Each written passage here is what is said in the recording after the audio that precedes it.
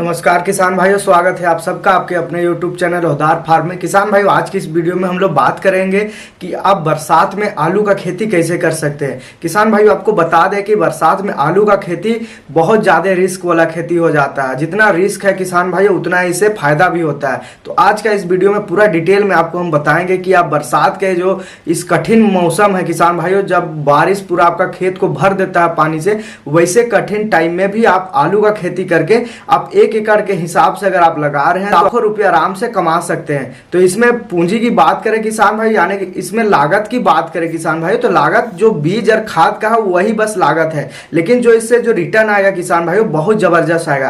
क्योंकि अभी का जो रेट चल रहा है किसान भाई, अभी जो आलू है वो थोक के हिसाब से 16 से 17 रुपये जा रहा है। यानी जो पुराना आलू है, जो कोल्ड स्टोरेज का जो माल है, उसका रेट अभी 16 से 17 रुपया जा रहा है। ऐसे समय में अगर आप आलू का खेती कर रहे किसान भाई, तो मात्र आप 2.5 से 3 महीना के अंदर में किसान भाई बहुत अच्छा खासा उससे मुनाफा निकाल सकते हैं। तो आज का इस वीडियो पूरा डिटेल में है किसान भाइयों की बरसात का जो कठिन मौसम है, इसमें आलू का खेती हम कैसे कर सकते हैं और कैसे हम इससे अच्छा मुनाफा ले सकते हैं। वीडियो को लास्ट तक जरूर देखिएगा। अगर आप चैनल में नए हैं तो चैनल को सब्सक्राइब जरूर कीजिएगा। किसान भाइयों, सबसे पहले तो बात करें इस बरसात का जो मौसम है, इसमें आलू का खेती हम कैसे ले सकते। किसान भाई अभी अपना खेत में दाल वार का जो फसल है उसको लगा चुके हैं और जो खेत बच गया उसमें धान का रोपाई कर चुके हैं। फिर भी ऐसे समय में अगर आपके पास जमीन उपलब्ध है, यानी कि खेत उपलब्ध, बरसात के टाइम में आलू का खेती से बहुत अच्छा खासा मुनाफा ले सकते हैं। आलू का खेती में जो सबसे ज्यादा चैलेंज वाला बात हो जाता है, चैलेंज वाला जो काम रहता है उसके बारे में, तो अभी आलू का जो सीजन चल रहा है किसान भाई, ये ऑफ सीजन चल रहा है। ऐसे सीजन में अगर आप लगाते हैं, यानी बरसात में आप लगाते हैं, तो आपको आराम से मार्केट आपको जबरदस्त पकड़े। तो इसके लिए बात करें मिट्टी की, तो मिट्टी आपको ढलान वाली जो मिट्टी आ जाती है, जैसे आप ढलान का जो मिट्टी देख सकते हैं इस टाइप से, जहां पानी एक भी ना जमे, यानी जल जमाव का जो शिकायत है किसान भाई वो बिल्कुल भी ना हो, वैसे अगर जमीन आपके पास उपलब्ध है, वैसे खेत अगर आपके पास उपलब्ध है, तो वैसे खेत में आप आराम से आलू का खेती कर सकते हैं। क्योंकि आलू का जो अभी बीज का जो बात करें किसान भाई, 6 से 7 रुपया के आसपास अभी बीज जा रहा है। बरसाती जो आलू है उसका बात कर रहे हैं, इसको अभी हम लगा देते हैं किसान भाई, तो हमें 30 से 40 रुपया तो लास्ट एकदम थोक के हिसाब से आपको मिल जाएगा। आना कैसे, इसके बारे में बात करें तो आपको ढलान वाली जो खेत है आपके पास, अगर ढलान वाली जो खेत उपलब्ध है जहां पानी जमाव नहीं होता है, जल जमाव का एक भी शिकायत नहीं आता है, वैसे खेत अगर आपके पास उपलब्ध है तो आप उस खेत को 2 से 3 बार, मौसम थोड़ा ठीक है किसान भाइयों, बारिश अभी रुक गई है, ऐसे मौसम में आप अपना जो जमीन, अपना जो खेत है उसको देख करके आप उसमें 2 से 3 बार जुताई कर सकते हैं। जुताई करने के बाद किसान भाइयों आप उसमें गोबर की खाद आप डाल सकते हैं। उसके बाद आप उसमें सबसे मेन काम करना है किसान भाइयों, उसमें आपको 2 से 3 तरीके का स्प्रे देना है। एक तो आपका जो फंगस वाला जो स्प्रे हो जाता है किसान भाइयों, जो रासायनिक आप देख सकते हैं वीडियो में, फंगस के लिए जो मारा जाता है जो दवाई आप देख सकते हैं, इस टाइप से आप स्प्रे को अभी मार सकते हैं। और दूसरा बात करें, दूसरा बात में आपको जो खरपतवार निकल जाता है किसान भाई, अभी बारिश के मौसम में बहुत ज्यादा खरपतवार निकलता है। ऐसे में अगर आपके आलू का खेत में अगर खरपतवार निकल रहा है, तो ऐसे में आपका जो आलू का जो ग्रोथ है किसान भाई वो रुक जाएगा। जो घास है, यानी कि जो मोथा घास है, यानी खरपतवार है, वो सारा इससे जो खाद है उसको वो खींच लेगा और वो ज्यादा स्पीड से तैयार हो जाएगा। तो इसे में आपको 2 चीज को कंट्रोल करना है। एक तो जो फंगस वाली जो बीमारी आता है उसको आपको कंट्रोल करना है, कीड़े मकोड़े लगते हैं, जो कीट पतंगे लगते हैं उसको आपको कंट्रोल करना है। और तीसरा कंट्रोल ये करना है किसान भाई, जो मोथा घास निकलता है वो तीनों को आपको कंट्रोल करना है।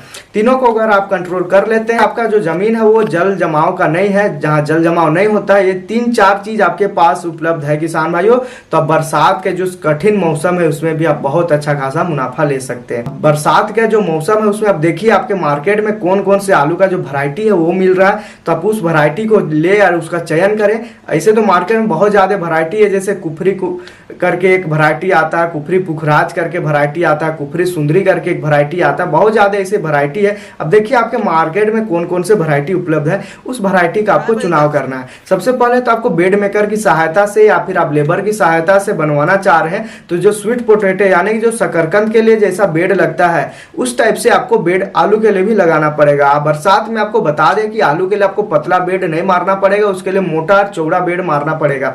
अब वीडियो में कुछ देख सकते कुछ इस प्रकार से मोटा बेड आपको मारना पड़ेगा, जिससे होगा ये कि जो आप आलू लगाएंगे वो बरसात का जो पानी है उस पानी से उस बेड का जो साइज है वो धुलाते जाएगा, जितना पानी मारते जाएगा वो बेड से जो मिट्टी है वो साइड होते जाएगा। तो अगर छोटा बेड आप मारते हैं तो ऐसे में आपका जो आलू का जो साइज है वो बढ़ेगा नहीं, मिट्टी में ढकेगा नहीं, तो फिर आपका जो आलू है उसे नुकसान हो जाएगा। खाद के जो मात्रा की बात कर सकते हैं तो आप 10 केजी के हिसाब से डीएपी दे सकते हैं, शुरुआत में 10 केजी के हिसाब से पोटास दे सकते हैं, और फिर लास्ट में आप 10 केजी के हिसाब से यूरिया दे सकते हैं। ये तीनों खाद को आप शुरुआत में भी दे सकते हैं या फिर आप जब निराई गुड़ाई कर रहे हैं उस टाइम में भी आप देख सकते हैं। लेकिन आपको शुरुआत में खाद जरूर से देना है किसान भाइयों। अभी जो बारिश का मौसम है और जो जमीन में नमी है उसके वजह से जो खाद है वो गल जाएगा और जो पौधा है उसको बहुत अच्छा तरीका से ग्रोथ मिलेगा। तो आलू का खेती है उसे आपको सबसे मेन फायदा तो ये होगा कि आपको बहुत जबरदस्त रिटर्न मिलेगा। दूसरा फायदा ये होगा किसान भाई आपको सिंचाई का एक भी खर्चा नहीं लगेगा, आपका सिंचाई का पूरा खर्चा बच जाएगा। आपका नमी रहेगा जिससे आपको सिंचाई का जरूरत नहीं पड़ेगा, तो आपको सिंचाई का खर्चा भी बच जाएगा।